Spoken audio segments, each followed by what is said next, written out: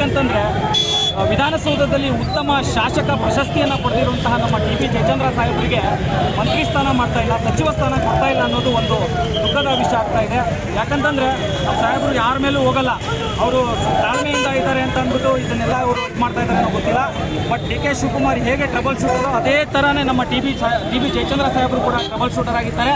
ಇದು ಬರೀ ಪಂಜಿನ ಮೆರವಣಿಗೆ ಶಾಂಪಲ್ ಅಷ್ಟೇ.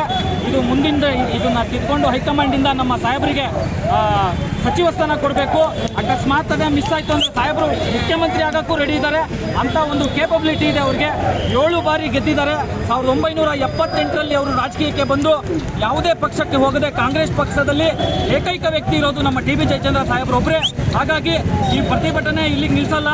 ಇವರೇನಾದರೂ ನಮ್ಮ ಸಚಿವ ಸ್ಥಾನಕ್ಕೆ ನಮ್ಮ ಸಾಹೇಬರಿಗೆ ಏನಾದರೂ ಕೊಟ್ಟಿಲ್ಲ ಅಂತಂದರೆ ಮುಂದಿನ ದಿನಗಳಲ್ಲಿ ನಮ್ಮ ಯೂತ್ ಕಾಂಗ್ರೆಸ್ ಹಾಗೂ ಎಲ್ಲ ಯುವ ಪಡೆಯಿಂದ ನಾವು ವಿಧಾನಸೌಧಕ್ಕೆ ಮುತ್ತಿಗೆ ಹಾಕ್ತೀವಿ, ಇಲ್ಲಿಂದ ಕಾಲ್ನಡಿಗೆಯನ್ನ ಮಾಡ್ತೀವಿ ಅನ್ನೋದು ಹೇಳಕ್ಕೆ ಇಷ್ಟಪಡ್ತೀವಿ.